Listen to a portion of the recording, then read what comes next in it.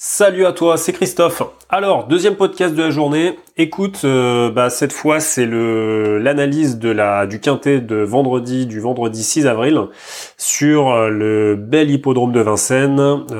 Qu'est-ce que j'aime moi ces quintets à Vincennes. En plus moi j'aime bien parce que là ça commence à redevenir un peu les nocturnes là et moi j'aime bien cette ambiance un peu de nocturne à Vincennes, ça me plaît un peu. Allez, écoute, on analyse donc ce prix Grazia. Donc d'une allocation de 47 000 euros. Donc c'est une course attelée sur les 2850 mètres de la petite piste. Donc il n'y aura pas de descente, pas de montée de la grande piste. C'est pour les 6 à 9 ans, femelles, mâles et hongres inclus, qui n'ont pas gagné 189 000 euros. Donc t'as bien compris, il y a juste un échelon de départ, c'est un départ volté. Il n'y a pas de... Voilà, tout le monde est au même niveau si tu veux. D'accord ? Alors, on va commencer donc avec le numéro 1, Cyriel d'Atome. Cyriel d'Atome, écoute, moi je l'écarte parce que face à l'opposition, ça me semble un petit peu compliqué. Il y a le déferrage des postérieurs avec Pierre-Yves Verva, mais voilà, moi ça me semble franchement, en analysant un peu le machin, ça me semble un peu dur quand même. Ensuite, numéro 2. Armada Burroise. Armada Burroise, ça me semble dur aussi quand même. Femelle de 8 ans. Il y a quand même des chevaux qui sont un petit peu plus jeunes, donc ça me semble un peu compliqué. Pareil, même s'il y a quand même il y a de la forme quand même. Ça fait quoi? Ça a fait 4e, 3e la dernière fois. Donc ouais, c'est quand même pas mal, c'est pas mal, mais franchement, moi je pense que là il y a de l'opposition, on est à Vincennes, il y a autre chose. Voilà. Ensuite, Bahamas Quick, déféré des antérieurs avec Johan Le Bourgeois. Écoute, moi j'ai pas vu de référence probante sur la petite piste. J'ai rien vu de spécial en fait. Alors effectivement, on fait appel à Johan Le Bourgeois. Juste 2 secondes que je me mette un peu sur mon site. Donc la dernière fois que la dernière fois que Bahamas Quick a couru, c'était avec Franck Nivard. Donc ça avait fait quand même ça avait fait quand même 13-2 sur 2850 mètres. Ça avait fait quand même 13-2 sur 2850 mètres. Donc c'était quand même pas mal en fait. C'était quand même pas mal. Écoute, en fait, tu vois,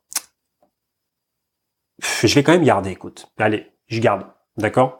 Donc je change d'avis, tu vois, en faisant le podcast, en fait, je change d'avis. Je garde Bahamas Quick parce que avec Johan Le Bourgeois, c'est quand même l'écurie c'est quand même Franck Leblanc. Donc je pense que ça peut être pas mal. À mon avis, ça a fini 8e dans un lot un petit peu plus relevé la dernière fois. Ça peut se placer quand même. Ça peut être bien. Voilà. Donc Bahamas Quick numéro 3, on laisse. Ok.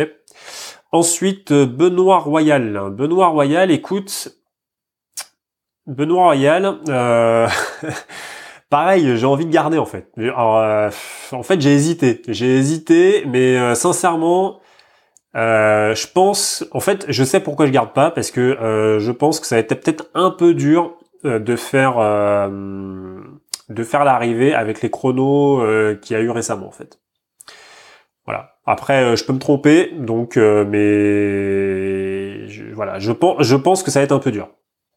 Donc, je préfère l'écarter. C'est un gros risque, parce que c'est Bruno Marie quand même, Mais bon, je préfère l'écarter. Ensuite, Bambino Dupré. Donc, pour moi, Bambino Dupré, je garde carrément. C'est une base, ça a couru sur les pieds de 13-1 sur les 2850 mètres, pour moi il faut que tu gardes, déféré des 4. En plus de ça, je crois que le déferrage, je sais même pas s'il était déféré ou pas, on a fait appel à Anthony Barrier, c'était déféré juste avant, donc les 13-1 sur les 2875 mètres ont été effectués donc le 30 mars, donc grande forme du cheval. Donc non, faut garder quoi. Un Bambino Dupré, normalement ça devrait bien se passer quand même. Barbarella numéro 6, moi écoute, ça me semble pas la forme de sa vie. Donc elle a fait des choses intéressantes dans le passé, mais là ça me semble un peu dur. En plus de ça, elle rentre. Donc franchement, moi à mon avis, faut laisser tomber. Même si c'est une Garato qui a David Thomas, tout ce que tu veux, mais sincèrement, voilà, ça rentre quand même. Donc voilà, ça a pas l'air. D'ailleurs, je dis en fait qu'elle a pas l'air dans la forme de sa vie. Et en fait, c'est une connerie puisque en fait, elle rentre. Donc en fait, on ne connaît même pas sa forme actuelle. Donc voilà, pour moi, faut écarter. Ensuite, Cocktail Julino. Cocktail Julino, écoute, moi je garde, pareil, faut garder absolument. C'est une base. Il a tourné donc c'est un nombre de 6 ans. Hein. Il a tourné sur la base de 12,9 sur les 2850 mètres avec Mathieu Abrivard. Donc à mon avis, ça va peut-être être les favoris ou le deuxième favori, j'en sais rien, mais en tout cas je pense qu'il est dans les 3 premiers des pronostiqueurs et dans le betting, à mon avis, ça va être la même chose. Ensuite, numéro 8, Comte du Vivier. Moi, ça me plaît pas du tout. Ça, Vincennes, ça m'a pas l'air d'être son hippodrome préféré. Et moi, je vois rien de probant, de spécial pour le numéro 8, Comte du Vivier. Donc moi, j'écarte. Numéro 9, Brasil de Bailly. Brasil de Bailly, écoute, franchement, quand tu regardes un peu son historique, il y a vraiment rien de spécial. Il y a vraiment rien de spécial. Maintenant, moi, je me méfie toujours de ce Jean-Michel Bazir parce que lui, il arrive à te mener des ânes jusqu'à l'arrivée. Et je sais pas ce que c'est son talent à lui, mais voilà, en tout cas, il arrive à faire des choses assez surprenantes. Alors voilà, moi je l'écarte, je te le dis. Maintenant, je pense que vu que c'est Jean-Michel Bazir, il va être joué. Mais sincèrement, moi je préfère l'écarter parce que sans déconner, quand tu vois le cheval, je vois pas en fait. Enfin, franchement, je vois pas ce qu'il va faire. Alors effectivement, il était pas déféré des 4 la dernière fois, le 24 mars. Là, il est déféré, donc bon, tu vois, Bruno Bourgoin, je pense qu'il vise un truc, forcément. Maintenant, en fait, la question, c'est de savoir est-ce que le cheval, franchement, il a une musique dégueulasse, quoi. Enfin, je veux dire, putain, il a pas fini. Enfin, la dernière fois qu'il a pris une place, c'était en septembre 2017, tu vois.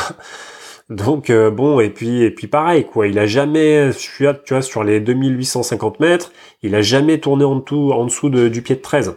Donc moi, ça me semble vraiment compliqué. Donc voilà, moi Brasil de Bailly, si tu veux, voilà, peut-être qu'il est peut-être bon ailleurs, mais sincèrement, même avec Jean-Michel Bazir, moi je préfère écarter, ça me semble franchement trop dur, il y a il y a des chevaux qui sont largement devant lui, quoi, carrément. Ensuite, numéro 10, Bachar. Bon Bachar, faut surtout pas le zapper, c'est une base. Donc c'est un mâle de 7 ans. Il a tourné 13-6 sur les 2850 mètres. Donc voilà, je pense que voilà, de toute façon c'est clair, faut le garder. Emmanuel Allard, super efficace, super entraîneur. En plus Bachar, non mais enfin tu vois, en plus il est en super forme le cheval, quoi. Tu vois, si je te donne un peu son historique là, ses 3 dernières courses, sur un lot le 5 février à 48 000, il a fini deuxième. Le 22 février, sur un lot à 55, il a fini donc deuxième aussi. Sur un lot à 26 000 à Mokanchi, c'est la toute dernière course, il a fini deuxième. Enfin, je veux dire, voilà, quoi, le cheval il est en super forme, quoi. Qu'est-ce que tu veux que je te dise? Donc, je pense que voilà, faut le garder, quoi. Faut le garder, Bachar, carrément. Ensuite, comment il s'appelle celui-là? Banco de Liton avec Alexandre Abrivard, Ferré. Alors, je suis un peu dubitatif en fait, si tu veux, Banco de Liton, parce que il est ferré. Déjà ça me refroidit un peu parce que la dernière fois il était déféré des 4. Donc tu vois, souvent quand tu as ce type d'information, que tu vois que l'entraîneur il se comporte d'une certaine manière, c'est que quelque part, voilà, il va peut-être préserver le cheval pour un autre engagement.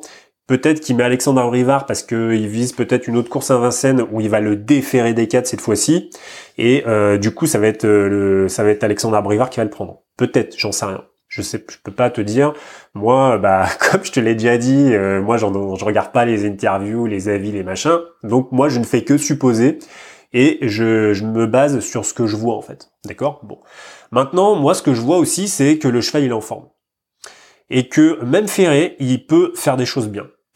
Donc, moi, j'aurais tendance quand même à le garder, en fait. J'aurais tendance à le garder parce que en plus, Alexandre Brivard, il est vraiment talentueux. C'est un petit jeune qui est vraiment talentueux. Donc, voilà, moi je trouve que, enfin, c'est quand même pas mal. Je trouve que c'est pas mal. Il peut vraiment faire de belles courses. Donc même Ferré. Hein. Donc après, est-ce qu'il sera au niveau? Ça, franchement, c'est encore autre chose. Mais sincèrement, il peut finir dans le quintet. Hein. Voilà, je le vois pas forcément faire le tour, quoi, si tu veux. Voilà. Donc le numéro 11, moi je garde. Ensuite, numéro 12, Angel Heart. Alors, Angel Heart, donc déféré les antérieurs avec Eric Raffin. Écoute, en fait, avec Raffin, moi je le mettrais pas gagnant, Angel Heart, mais moi je garde parce que ça peut vraiment finir dans les 4. Donc je préfère garder aussi sur cette course. Numéro 12. Numéro 13, Avalo Montaval. Donc déféré des 4 avec Adrien Lamy. Donc moi, malgré le déferrage, malgré Adrien Lamy, moi je n'y crois pas du tout. En fait, le cheval n'a rien montré de spécial ces derniers temps. Il a même pas montré une espèce de montée en puissance qui pourrait nous faire croire que du coup là, tu vois, ça serait la bonne course pour lui. J'ai rien vu de spécial en fait. Franchement. Tu vois, je me remets un peu dessus. Attends, je vais sur Parsifree, tac. Donc on est sur Avalo Montaval. Alors effectivement, il n'a pas été déféré depuis le 31 décembre 2017. Donc tu te dis ah ouais putain, ça fait longtemps que le cheval a pas été déféré. Mais sincèrement, enfin même quand tu vois les déferrages, il y a rien quoi. Enfin je veux dire, il y a que dalle. Donc moi je veux bien je veux bien qu'on dise qu'il est pas déféré quoi, enfin qu'il est pas déféré, que maintenant il est déféré, mais enfin bon, c'est pas non plus voilà quoi, c'est pas le bon, il y a rien de spécial quoi, donc bon. Moi je zappe. Numéro 14, Cicero Noah. Eh ben écoute, moi je pense Cicero Noah que ça va être le favori avec Bambino Després. Ou même avec Cocktail Julino, je pense que ça va se jouer entre les trois là au niveau du betting là, je pense, parce que c'est une très très grosse base à mon avis. Il est déféré des 4, il est super performant en plus sur les 2850 mètres de la piste de Vincennes. Donc voilà, faut garder quoi, absolument. Bon, Cicero Noah. Ensuite, numéro 15, Arrival de Ginet. Arrival de Ginet, je pense que ça va être un peu dur face aux autres, donc moi je préfère écarter. Et numéro 16, le dernier, Candidat d'Ortige, donc c'est un mâle de 6 ans, c'est un des plus jeunes.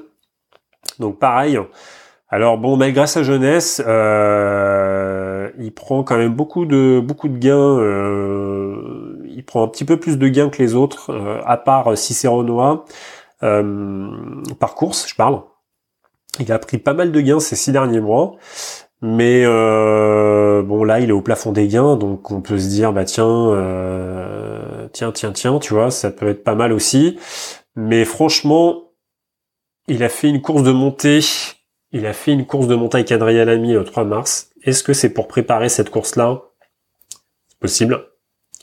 C'est possible. Franchement, à toi de voir. Moi, je le garde pas parce que j'ai rien sur les 2850 mètres. J'ai rien vu de spécial en fait. Je te le dis. Hein. Sur la distance, franchement, j'ai rien vu de transcendant. Donc, enfin, je te dis, moi, je te parle vraiment par rapport aux autres. Hein. Je te parle pas de voilà. Après, on s'en fout que le cheval soit transcendant ou pas. C'est pas tant le problème. Mais après avec Mathieu Mottier, voilà, hein, ça peut le faire aussi, hein, ça peut le faire. Mais franchement, vu ce que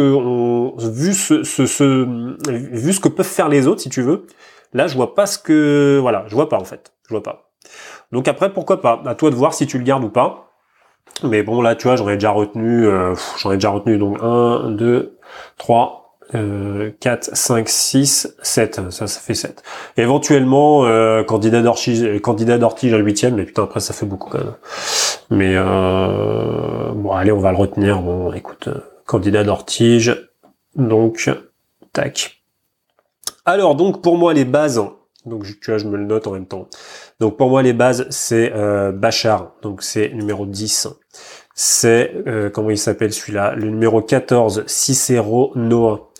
Et le numéro 5, Bambino des Prés. Voilà, ça pour moi ce sont les bases. Donc je te dis une connerie, excuse-moi, pour moi les bases c'est le numéro 7, Cocktail Giulino, important. Numéro 14, Cicero Noah. Et numéro 5, Bambino des Prés.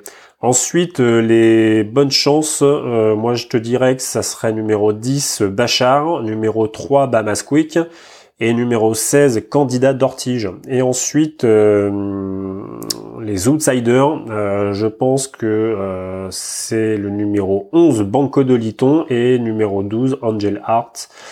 Voilà. Donc écoute, après, toujours la même chose, pense à un truc, c'est que si le super favori, je ne saurais pas du tout lequel c'est, parce qu'en plus là, tu vois, on est jeudi, donc on a accès à rien du tout, les cotes, les machins, peut-être qu'il y aura peut-être déjà la synthèse sur le site du PMU, ou sur le Turf, ou sur Génie Course, ou tout ce que tu veux, mais pense bien à une chose, c'est que si tu veux faire des tickets qui rémunèrent, tu dois tourner tes jeux autrement que ce que tout le monde va le faire en fait, d'accord? Donc, par exemple, moi quand je te dis qu'il y a des bases, ça veut pas forcément dire que tu dois les jouer les premiers en fait.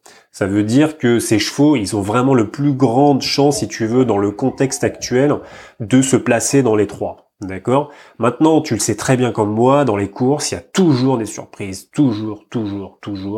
Et il faut vraiment que tu regardes ce qui vaut le coup d'être joué, surtout si tu joues au jeu simple gagnant, par exemple.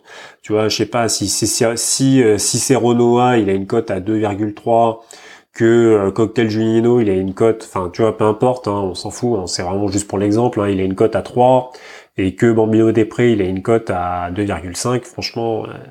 Enfin, tu vois, est-ce que ça vaut pas plus le coup de jouer un Bachar, par exemple, qui aura peut-être une cote à 8? Tu vois, admettons, hein, j'en sais rien, je te dis peut-être des conneries, là. Ou que ça serait Candidat d'Ortige qui a une cote à 12. Tu vois, réfléchis plutôt comme ça. Parce que, évidemment, peut-être que les grands favoris, c'est sûr, ils ont beaucoup plus de chances d'arriver que les autres.